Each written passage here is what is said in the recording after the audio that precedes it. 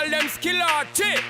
Thunderball, some me give it to, some me give it to, some me give it to our girls. 5 million and 40 naughty shorty. Baby girl, all my girls, all my girls. Thunderball say, well, I'm on the way, the time cold, I wanna be keeping you warm. I got the right temperature for shelter you from the storm. Hold on, girl, I got the right tactics to turn. Welcome to another episode of the Top Form Podcast, and of course we have another top performer, top form artist in the building. Well, we're actually in his building at his studio, no other than Sean Paul, aka SPZ, aka Rrr. Mr. Sean Paul, what up, man? Big up, man. I'm good. Trust me, we're so happy to have you, and we're gonna dive into it. First thing first, Yeah, man. Sean Paul, I just heard some music a while ago with one of the wickedest beat me ever hear in a life. Mad. Like, how you go about picking musical beats to create your sound? Because I couldn't even imagine somebody else on that beat. Zine. Well, I don't know what you heard. So, when I came in here, they were playing one of my beats. So, I don't know. So you're not a producer? I've been producing since about 2001. Put one track on that album, that first album. I put a next little track on, but I think the third album. Learning the process and thing, and I wasn't ready to do jugglings. I think in about 2009 and 2010, I put out a juggling called Blaze Fire, which had far too many people on it. But I'm a fan of. He's a fan of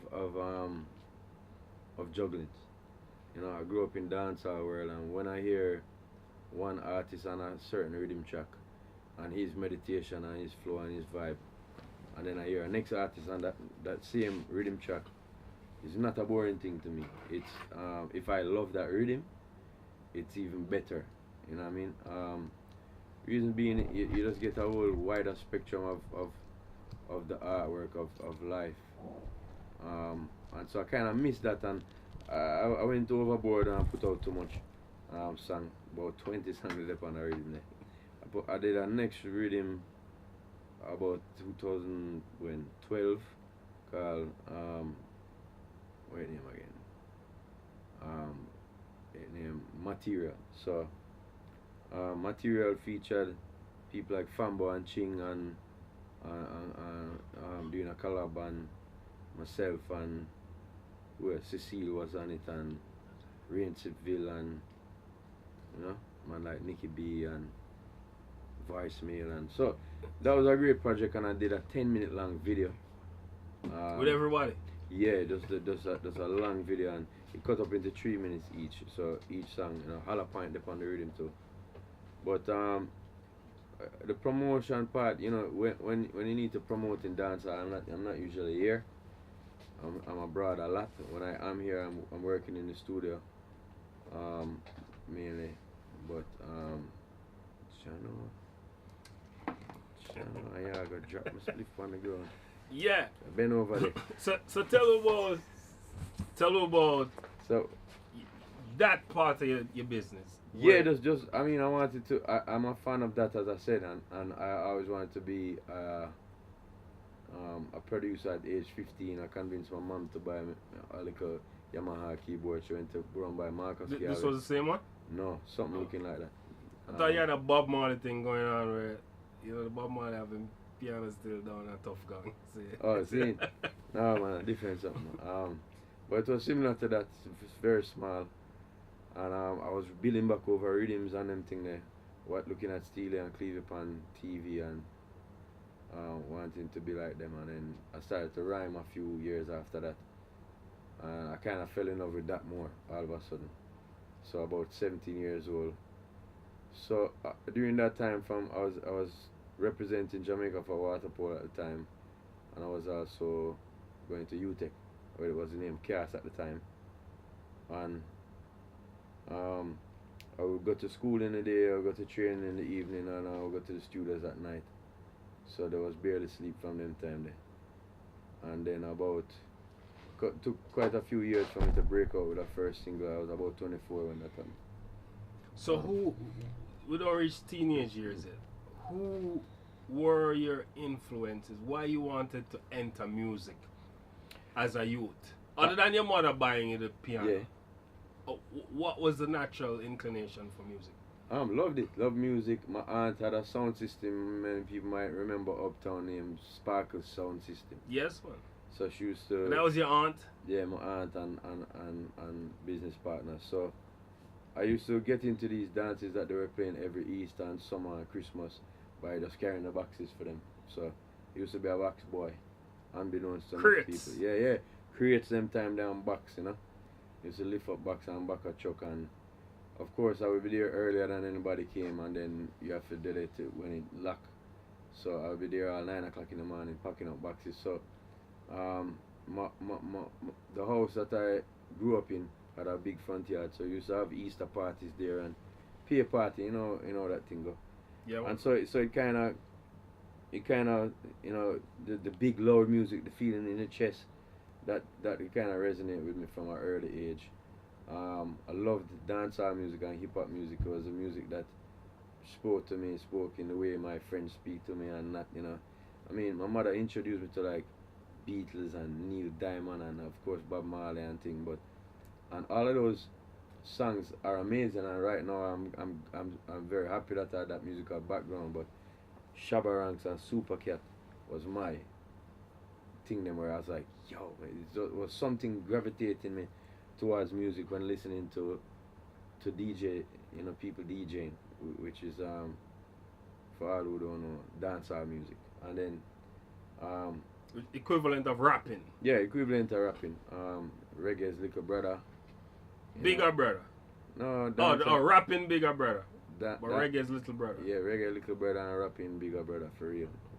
And then we have to spawn music such as reggaeton, and how Afrobeat sound now is influenced by what dancehall is doing, even soca people. So, but that's a whole different argument. It's the argument I want to go into. You say Yeah. you were influenced by Steely and Clevie. Yeah, and Sly and Robbie. Who they say are the originators of the reggaeton sound with the Dembow and so- Shabba Ranks yeah. album. To me, them and Sly and Robbie have a great deal of songs that are rhythms that I rate from as a youngster coming up. Just the vibe and the groove of them, it really reminded me of something just raw. The energy was raw, and so I think I learned a lot just by being somebody who grew up in Jamaica and listening to the radio, going out to dance, sharing songs with friends that you may like. I learned a lot from them because they had hit music here. People like Dave Kelly also. I remember early years like Bobby Digital and production. You remember asking like, who for rhythm that? Yo, that bad. Why did you choose, or are you thinking about going into reggaeton, seeing that your original influences are the innovators of this before the sound went to Puerto Rico and take off? Reggaeton being one of the leading genres now in music. Do you feel like you're going to go into that? I've done quite a few works with people in the reggaeton community, and a lot of them hail me as someone who they look up to as, okay, them use a whole heap of words to represent what they feel about me. Well, greatness, you know what I mean? So, I hear I'm big in Cuba too, and I've always been big in Costa Rica and places like Panama, but I've done so much work that you're about to start hearing a lot more of that. And the reason being is not because it is just the flavor of the month. I think that, to me, I'm proud of my music that I do, and there's times where you have to blend it, but over the years I've done a couple of works and them are kind of ready to come out now. So I think dancehall music is very unique in the world because when a dancehall act is not even appearing on a dancehall rhythm, you catch a great vibe from it. Also, I can give you examples of Shabba Ranks' House Call with Johnny Gill. It was not exactly dancehall, but it was R&B mixed. Super Cat and Sugar Ray I just wanna fly. That's a rock song. But the artists Shabba and Supercat and any DJ, once you're given a rhythm with a certain you know flow to it, you can step up your game to it, and you actually add to the record more than um, even instruments do.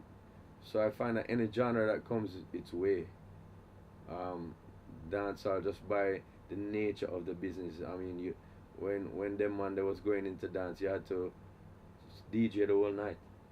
Super Cat man attack, Buju Banton and them man there, Demas. You would have to stand up around the sound and give lyric for lyric and just entertain the people for a good portion of the night, where the actual disc jockey was not playing songs now. It's you. So the nature of that You were business the is DJ. yeah. So the nature of that of this music is whatever rhythm them fling at you, you better can spit something on it. Reggaeton or anything. Yeah. So for me, that's the outlook. That's the outlook I take on it. So And that's why I'm able to do so much collabs with different genres. one of the ingredients of dancehall is clashing, and even hip hop battle. Yeah. Clashing. You never got into a battle.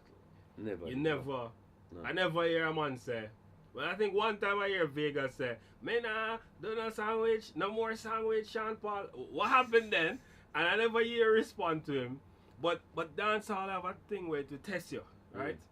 Especially when you're at the top, and you're at the top. Yeah. And I never heard somebody say, "Yo, make a lick off Sean Paul head and go for the crown." Is it that you are untouchable, or would you respond if a man sling a lyrics at you?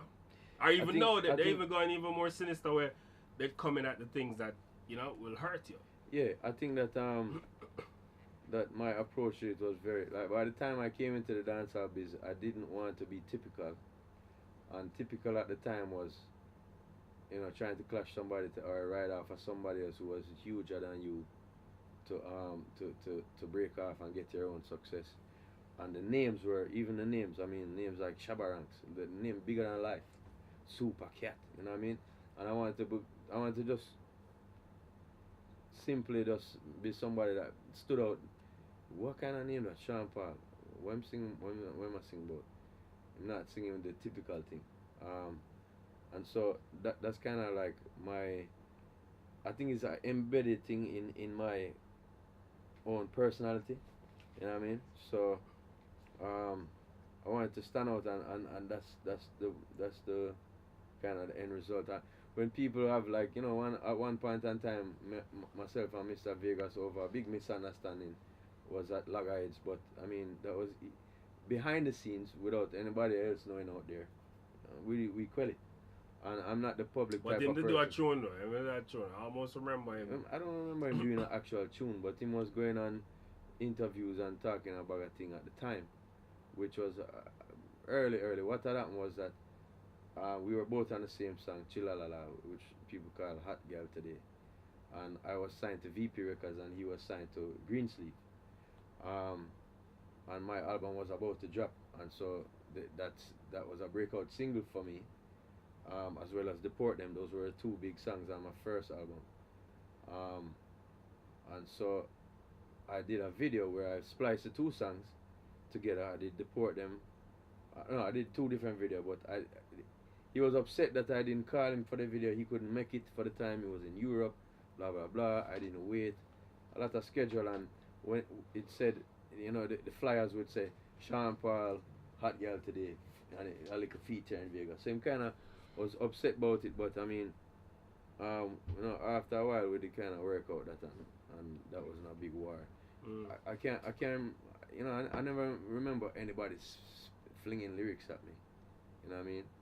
Beanie Man did say, when Give Me the Light drop, he would say in interviews that persons told him that dancehall wouldn't work in the international scene, and what you got, he should have been the person because he was next.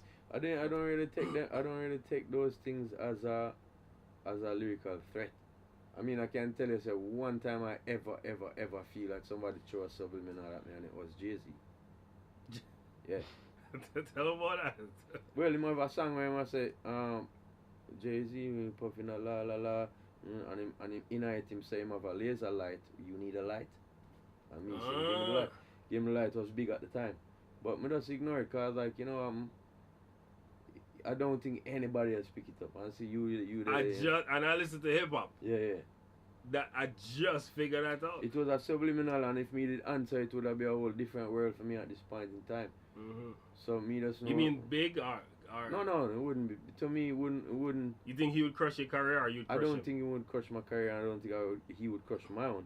I've seen people war and they both become bigger artists. But as I said, in my personality, I've never felt the need.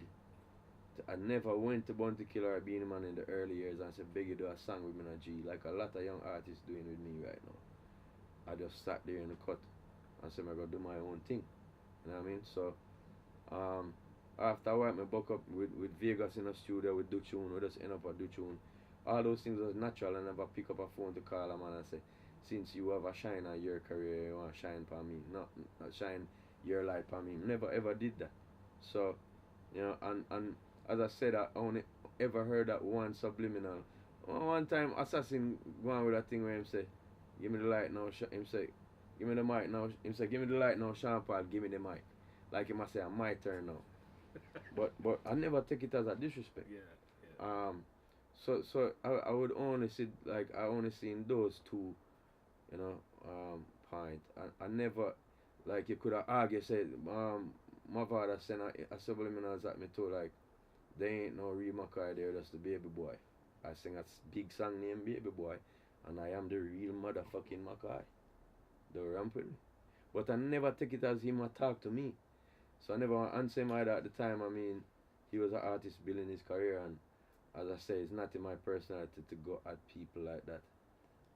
When I did start this career, I must mention that most of my first time lyrics was all about upliftment.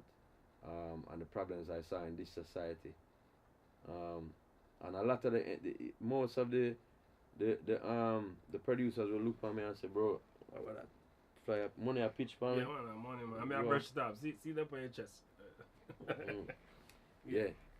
Yeah. So where else? Artists, you never diss them. You never.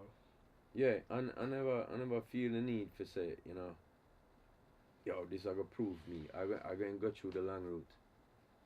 I never say Bob Marley have to clash with him own people. I never say, even when there was problems in the Whalers, I never hear them really doing songs against each other. And clash culture is a big part of this country and culture, but I just don't.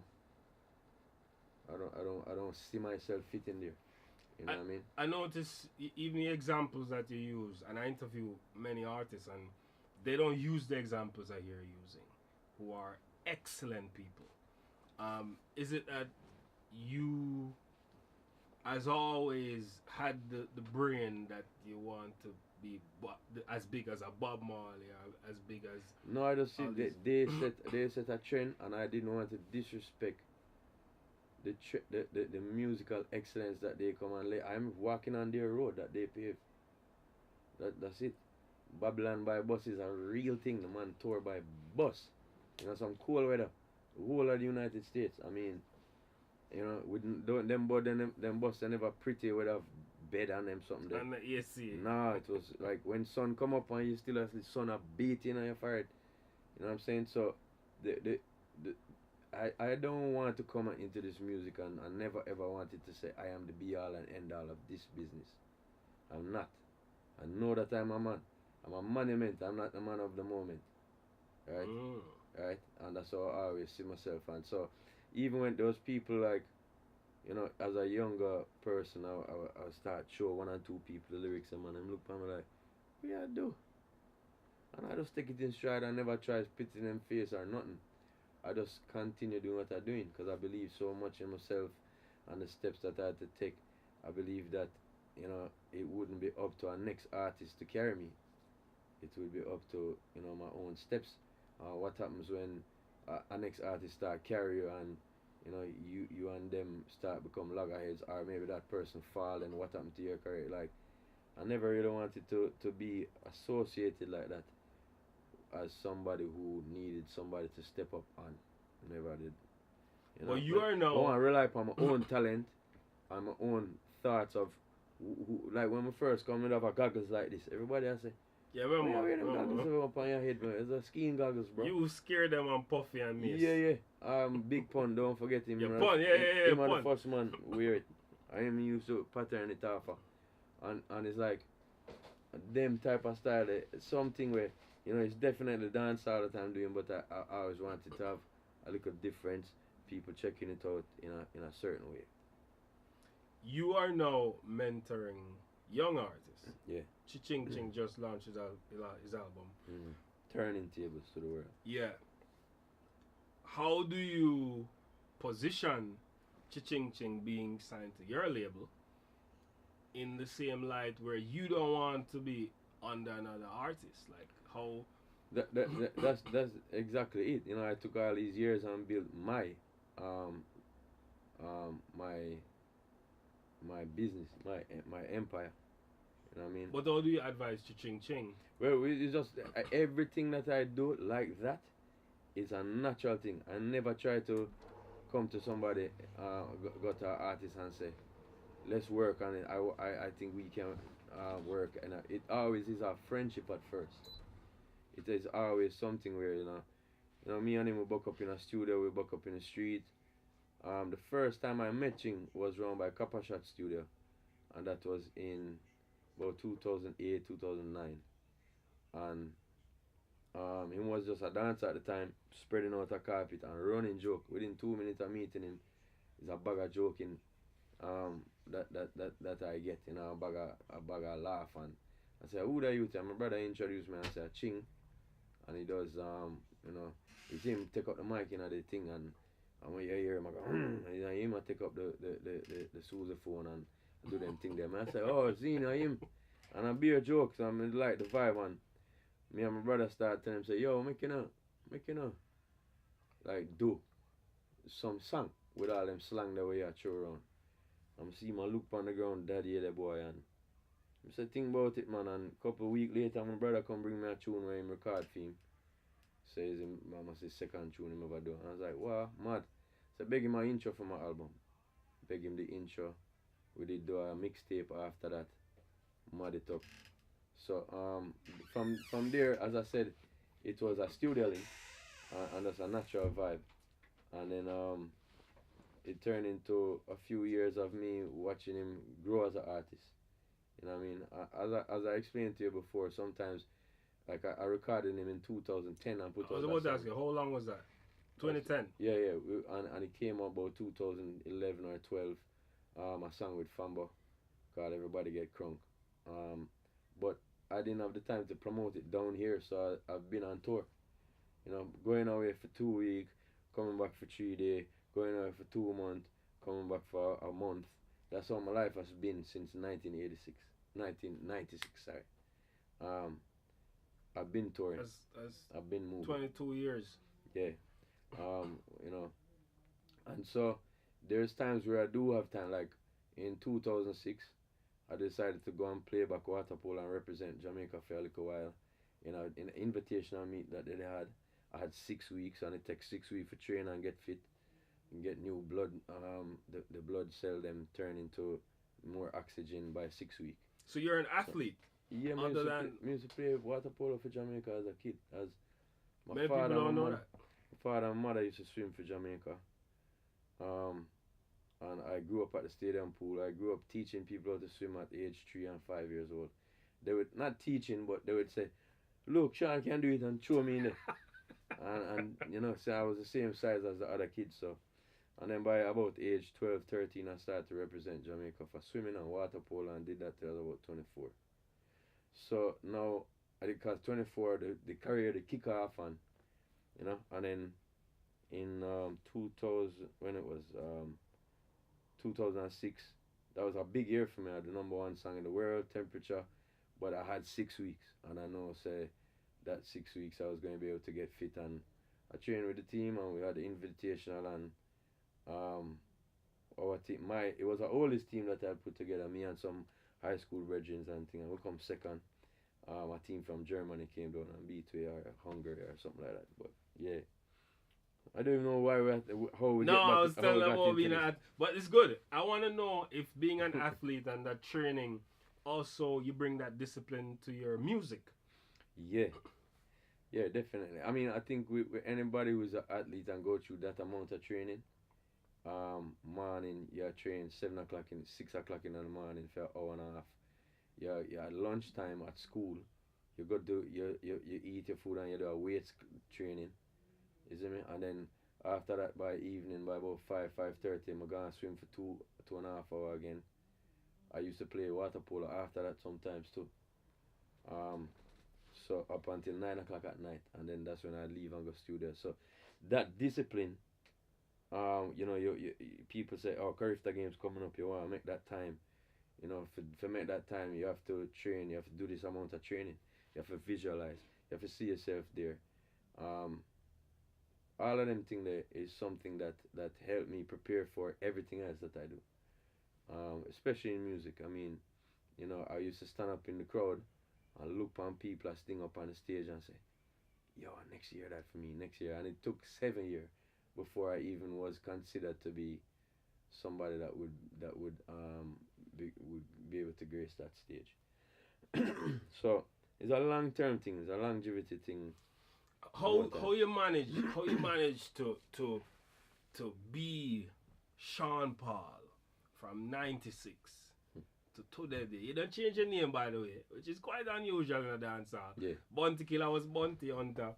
Beanie Man No, went through. Bounty Hunters are different, brother. Don't tell the people that. No, Bounty Killer start out as Bounty Hunter, didn't he? Yeah, Bounty Hunter, you sure about that? Yeah, man.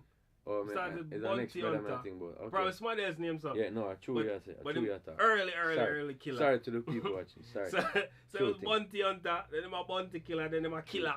Then, different name, but you were Sean Paul, and you remain at the top of the game at the different stages. Remember How you do that? Remember, say a lot of people in this business get the break when they was very young. I told you my first time I started is 24-year-old. So that was late in dancehall world. Late. By that time, I mean I'm the same age as Buju Banton, so to speak, and them man there.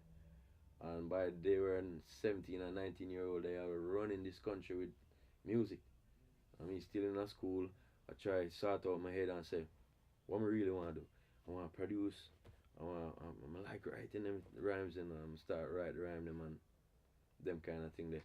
I mean, for me, and as I said, the discipline is there from the swimming days. And so for me to stay, I remember one time, 1998, a brethren come in our studio and see me. There's a little studio we did have, and I did go and buy a weights machine and put it there and me weight. And he come in and say, where are the bro? And I play a rhythm and I try develop the lyrics to it, and I say, someone do my thing, somebody in our studio said to him, I think he realizes he's gonna blow up soon. And then wanna look fit. I'm say, yeah man. But I always been like that, you know what I mean? I always been somebody who, like, as a youth, I never got on the track team, but I was like, I gotta train this summer. I'm gonna run up and down the yard, I run up the hill and come back and see if we can make that team there. You know what I mean? So you, 2018 Sean Paul, you do Give Me the Light, which was your breakout single. Run the Place with a whole slew of hits. But now it's streaming time. And you were from the era, one of the golden, probably the second golden era of music selling, the 90s, Yeah. then the 2000s. But now streaming is the new golden era. And you have 2 videos on YouTube in particular. Rockabye with Clean Bandit, and I think it's No Lies. And I have over 2 billion views. Yeah. Do you understand what I mean? I in terms of streaming, when people talk about, I still watching like record charts and thing, and even though a lot of those charts are manipulated, those are the things I am used to watching. So when people say streaming, I didn't understand the concept of it in terms of, I was like, at first I was like, so then I mean somebody can watch back the video 10 times and say no, the IP address, and start finding out those things. So I really haven't been a real computer savvy person. 2005 is when I first get my first email address, first computer. People used to cuss me. I'm like, call me on the phone if you need me. That's the type of person I still kind of am. You love the personal interaction.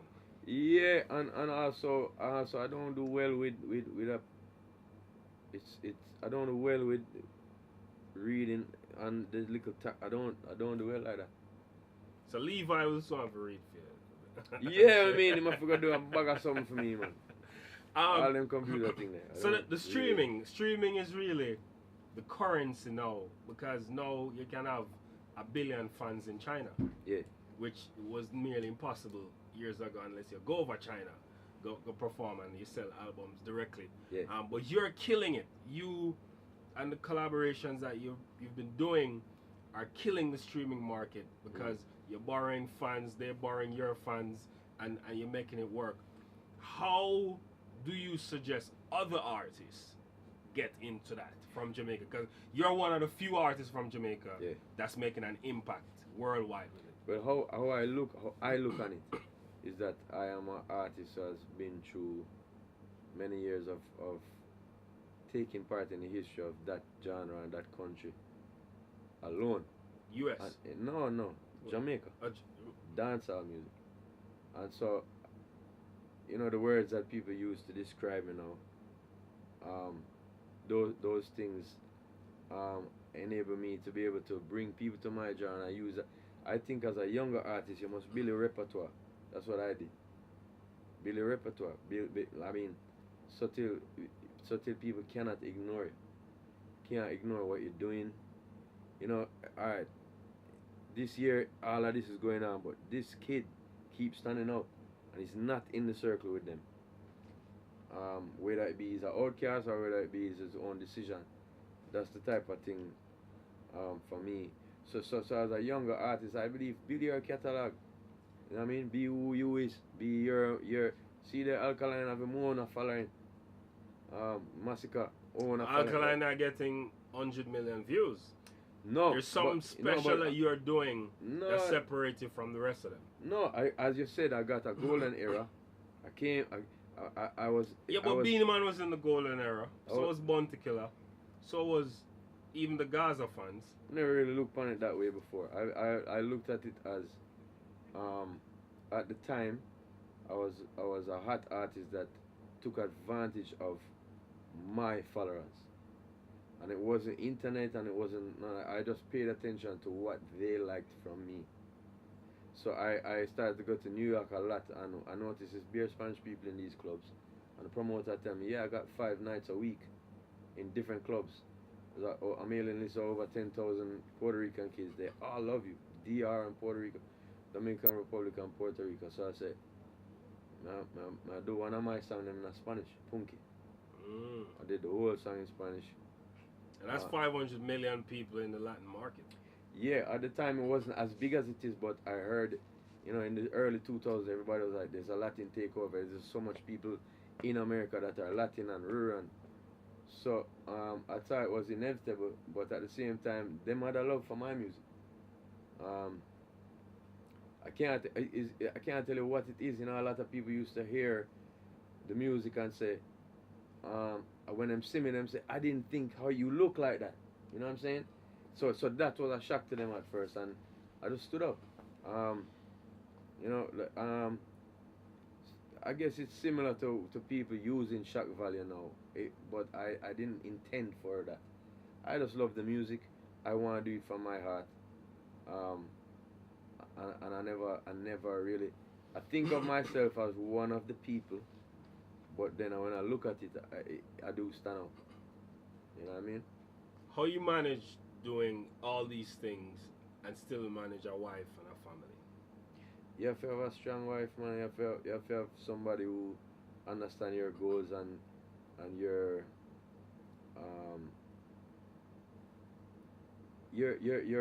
personality at first have to click.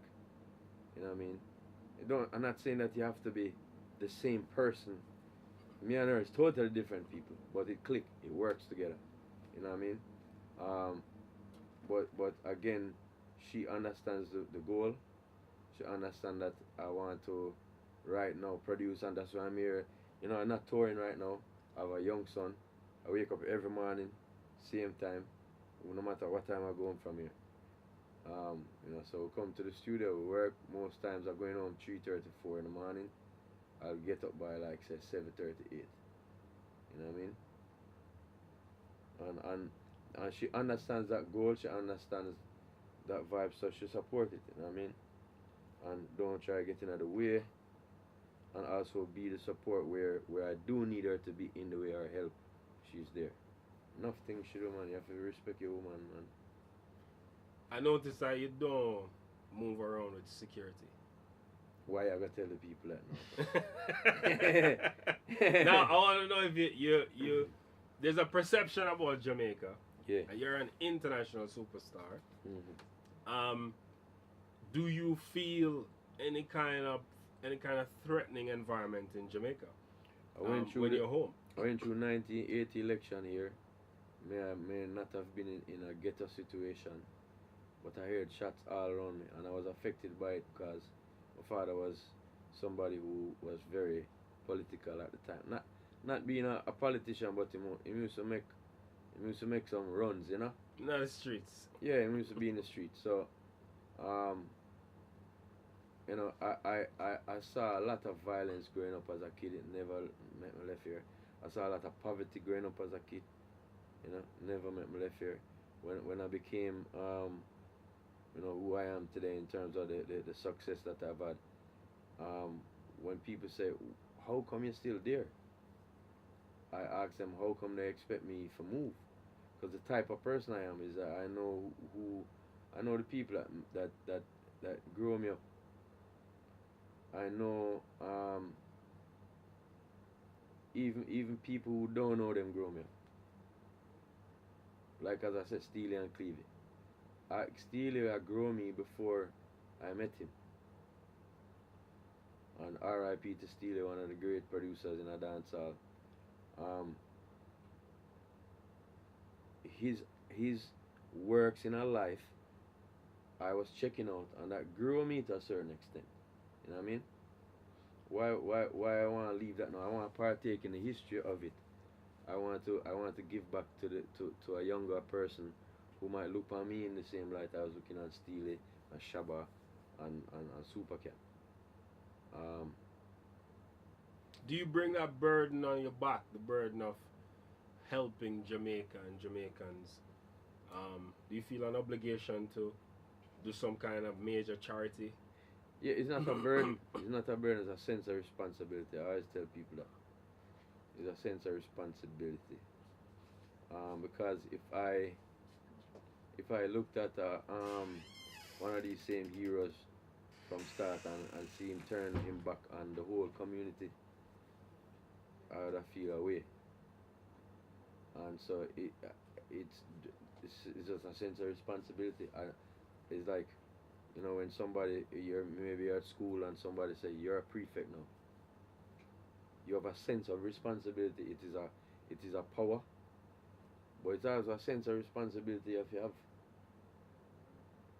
you have to know that a lot is given to you, so a lot must be done in return.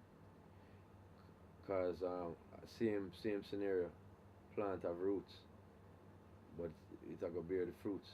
So maybe you come drop on the point where you just accepting the fruits, but never turn your back on the roots. That's how I see it. That's how I feel. And so growing up here has always been, you know, a sense of boy, things could have been different for people. I used to go to little swimming events in the Caribbean, St. Croix. Went to St. Croix, went to Trinidad, went to Barbados as a kid. I was talking 11-year-old, 12, 13-year-old. And when I see how them live, I said, whoa. Jamaica could have nice on it's the Caribbean same way. I go to Miami and I said, wow. How them live Foreign. so, yeah, how them live so like wow, I never understand the living and I always would think to myself, boy, Jamaica could have been even 10 times better because look how Jamaica sweet. Look how Jamaica nice to be in. Just Just the climate and the the hills and the temperature and how the place stay alone, and then the people. You know what I mean? And um if we could figure out how to make each one teach one in a better way, because we're all teaching each other. I think that if you teach a better way, if you show it just even by example, then you're doing a great thing. And so me being here, I might not have take this one under my belt, or start roll with so and so and try, as you say, no, I'm doing with Ching. It was a natural thing. It's not something that I saw as a business wise, as it is. We just do what's right. Yeah. And the culture will reward you. There's another thing I see you do. You're one of the only persons that, I don't know if others did it, but you did it publicly. You visited Buju Banton. 2 times. 2 times. He's about to come home. Yeah. It's been 10 years. Dancehall change, reggae change. New stars, new energy. He had his misfortunes. And he's required, or he's obligated, at least from himself, to reintegrate himself back into dancehall and reggae music. One, how will you help him to reintegrate and re-establish Gargamel? And 2, you think him can go back to the top? Yeah, you know what? That's what I love about this culture. You're able to prove yourself. Look on Toots animated. Look Toots still approve himself. Like, he's touring every year off of the hits he has, and off of new works that he might have done that Jamaica probably don't even pay attention to. Simple fact is, we have a lot of musicians and songs, and sometimes something will fall on the wayside where the attention span of that generation may miss. But I have total faith in people like Gargamel, like Buju. I don't think you have to re-establish anything. He's a legend. He's an icon. Those words are used when calling his name. Before when this is a slip up, or this is a mess up, as you say, or a mishap. Before there was another mishap, a big one in his career, which for one song that him sing. But he rose above that, and has had a career ever since. Has been the icon that he is. I find that while I do like the culture, I find that a lot of people in our culture are very judgmental, and they never did it themselves. Those people writing on the blogs, they never did half of, not even a toenail of what Buju Banton do. They could achieve. So they can go on and be a critic, but it's up to him to know now. That's the unfortunate thing about negative vibes and negative criticism. If you don't have that thick skin, you will start paying attention to what they say and see yourself from their eyes. I just don't think that is going to be Buju Banton though, bro. Buju Banton not going to see nobody from their eyes. Him is Buju Banton. He knows everything that has happened to him in his life, Marley. And he knows the struggles him got through, and he knows the strength that he has become now. Each time you go through something, a strength you are getting. That's what training is, and that's what life is. You're training to get to a certain goal. Life is the same thing. You have goals. You have to kind of put it into perspective at times. You know what I mean? With everything what you want to do, your brain tell you what to do. So if your brain say, I want to pick up this glass here, so you tell your hand to do it. But there's things that your brain can do. It's going to be 10 years from now though.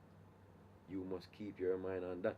And I think Buju Banton has done it, has been doing it. I mean, I checked him 2 times. One in the early part of his incarceration and one just last year, November, I think it was, or a little before. And he actually told me, if anybody asks, tell them I'm good. tell them I train 2 times a day. Him training in there 2 times a day. I mean, mostly vegetarian. Except He man eat come out vegetarian. thick. Yeah, you know. I did look. Nobody has seen any pictures of him him. look strong. You know. You could green, same like the eye. Don't Zani. But yeah, but I mean, it's Buju. You know what I mean? And one thing about this modern day social life, you know already, everybody likes to put up their best days or their best times. And they don't put up the worst times, or if they do, they're looking sympathy for it. Yeah, I don't think that him need to pay attention to any of those people that would say anything bad about it. They can't write one song as potent and prolific as he can.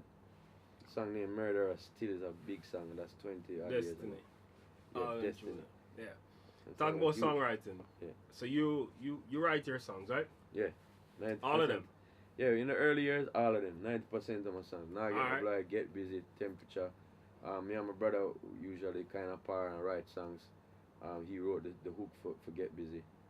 A lot of people don't know that. He also wrote things like what's the song name? What's life supposed to be about, baby? Girl, free up your vibe and stuff. Me and Blue Contra. Blue Contra. He wrote that. And many other works. But then he was my first writing partner, so to speak, as there's somebody that bounced things off of. And then about 2010 was where I started to do works with other people. Like the song Got to Love You.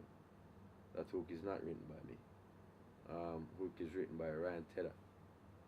It's a collaborative effort, and I reached a point in the career where I've been known now since 2001 internationally. Known in Jamaica since about 1996 locally as an entertainer or somebody who is a recording artist. And so 2010 I was like, boy, I have changed up now. And that's what, people say I reinvented myself. I didn't really reinvent myself. Never liked the braids no more, and I shaved off my hair and got a mohawk.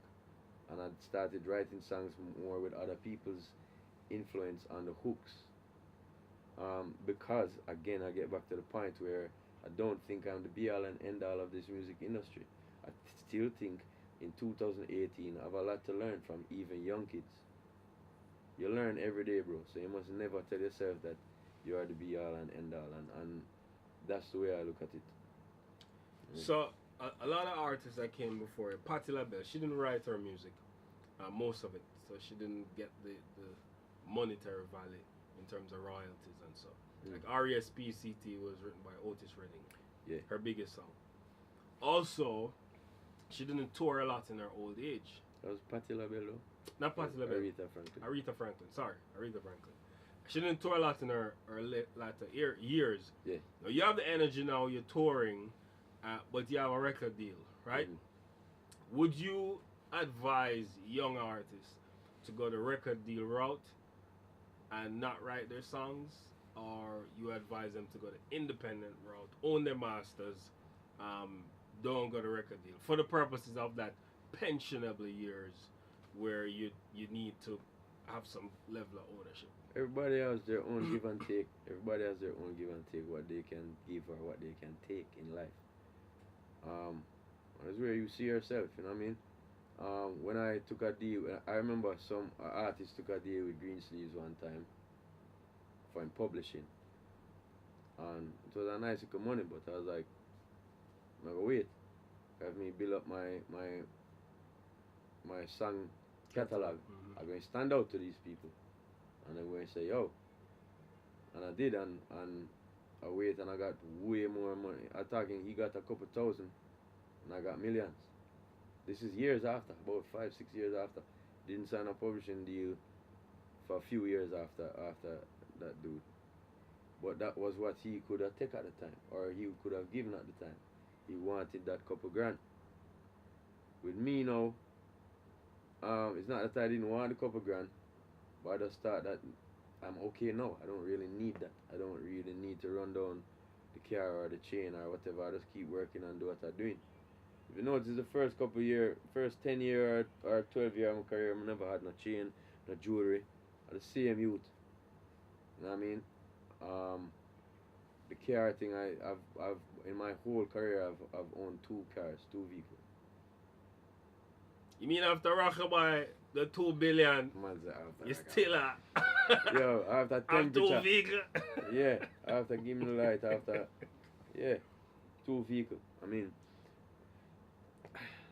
So what? to each his own, bro. But I just, that's the way I am. And so when I look at it, it is what you can take, it is what you can take now, or what you can give now.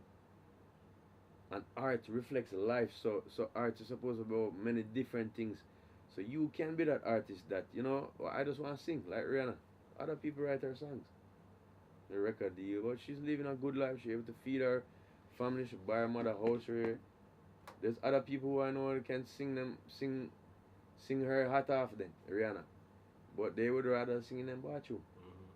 And that's it. Or they would rather, you know, do a thing where it's an independent deal. And, you know, I always encourage people, do what they want. There's no one way to follow. There's no one way, there's no one route. You know what I'm saying? What's next for Sean Paul? Well, I'm producing now, as you heard, and I just dropped Ching album. I dropped an EP for my own self for Sean Paul, the artist, about 2 months before that. You produce it? No, that one is more collaborative efforts. My brother had a lot to do with the production. Who's your brother? You keep. Jigzagger from Copper Shot Sound System. Okay. I started that sound when they're about 13-year-old, and Copper Sean is here tonight, but my brother not so much involved at this moment. Yeah. In music, so to speak. But he was involved in making, like, perfecting the rhythm such as Mad Love. I mean, David Guetta, wanna work with him for sure. It's a crazy name, amazing name. But that's where you're coming, like, when somebody with the big name come in, or the record label with the big thing come in, you still must have your integrity, or you still must have your say in the project. I believe. I don't want to be a Milli Vanilli. You know what I'm saying? I don't want somebody else write the song, somebody else do the rhythm, me just come out there and then the record the record got stuck by me and I have to run away. I mean, but that was their deal. Maybe they thought that was the best thing for them. Mm-hmm. You know, and whoever gave them the deal is also, well, obviously them don't. Questionable person. Yeah. No, I mean, you have whole heap of artists out there. A lot of producers right now. We hear so them a big producer. Them can't beat nothing. In the international music game. But what they are very excellent at is maybe they can program a little thing. I'm not saying I'm the best producer neither. I can program a little thing. I need Copper Sean and News who is around here to help me check out the rhythm, make it sound different. I need those things, so it's a co-production thing. And branded properly. Yeah. But enough for them producer there and some of them artists, they don't know the thing for themselves. Them have ghostwriter or them producer, they're good at the saying, you know, so this going to match with this. Yo, man, I bring the 200 together. An executive producer thing, that's a job. That's what Suge Knight has been. Suge Knight is a producer and a record executive, but Suge Knight is many things. Yeah, but I'm just saying. I mean, at his height of his career in the 90s, when gangster rapper run the place, he was not producing those tracks. He was executive producing things. That's what that entity exists.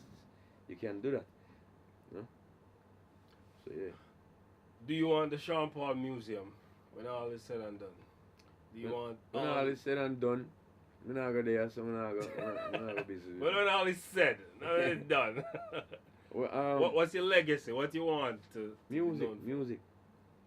music. I want my songs to live in the hearts of people and for them to remember the time. You know when I approach a rhythm or a song and I'm writing, I actually remember the first summers I used to actually go out and kiss up girl and them push up against me on my rent tile and them push me up against wall. To tell them what rental, because different demographic. Rent a tile when you and the girl have one tile, man. One tile on the dance. It was the up close and personal. You know what I'm saying? Yeah. And that's the type of thing I put the energy I put into my music. I remember wanting to go out on the Friday night, them on the Saturday, we being still in school and say, yeah, we can, weekend I go see about the girl there. And that energy, I am a person that is able to capture it. I can recall it every time in my heart, in my mind, in my soul, and that's why when somebody bring me a rhythm sometime, I don't feel it. I don't feel that energy there. I don't do it. I have people might get vexed with me and say, boy, or tell me something, I miss a big project and I can't only do what I can do. But God been gracing me with a lot of great things over the years. As you say, I'm streaming now. That's great. I don't know really. Big. I don't know really what like. It's I gonna make can't you tell- richer. Yeah, but no, Just say- that part I understand, but I cannot tell somebody how to stream like myself. I can't do it. It's not something that you tell, right? No. So I have a show, World Music Views, that I put on TVJ, but I also do it in Nottingham, England, and I do it on the podcast as well. What I do is I find the top streamers through the algorithms of all the streaming platforms, right? Yeah. Now, streaming, every song you upload has an IRC code, so it counts towards every view. Instagram will now also add that. So if somebody uploads a Sean Paul song on them story, it counts. Instagram breaking deals with a record label. Now, this is why it's important for independent acts to get on board, because you can build your fan base. I can tell you where your fans are before you go on tour. Tell you how often they listen to which song in New York, so that you know which song is your biggest song in New York before you even leave. And Dubai and I wherever. understand that point of knowing the demographic, but if you are an artist and you're concerned about Instagram more than your own music, how your music sound, You have a problem. yeah, to me it's a problem. It's Soldier Boy syndrome. Yeah. I don't watch what nobody I say or do or talk about me or up on Instagram. One or two times it do get me out. I might read something and I've been having like a bad year, which unbeknownst to people like myself do have. And it piss me off. I mean, probably say a thing or two, but I generally try don't get involved in that, because as I said, most of them critics there and people that never them can't write a piece on my toenail. Time wasters. Yeah, them can't step on none of them shoelace. My last question is, Yeah. who inspires you, young or old? Which young artist? Which old artist? You tell me a couple old ones already, but yeah, tell me about the young ones. younger people inspire me. Shana, I think he's a brilliant writer. I think he doesn't get right now he's getting a shine. But over the years he's been a brilliant writer. Since 2006 is the first time I heard him. With Thunder Roll and Lightning Clap and the same applause rhythm where Temperature went big on. Yeah, I remember that song. And Thunder yeah. Roll And I just thought it was he's a 17-year-old kid at the time. I don't remember how old he was in school, you know what I mean? And I thought how it inspired me was like, boy, imagine being in school. I have that song there. No star. Be a girl. Yeah. I mean, it's not even that. Just the power. Just the powers. You know what I mean? And so. Marshall gave me a story like that. We good?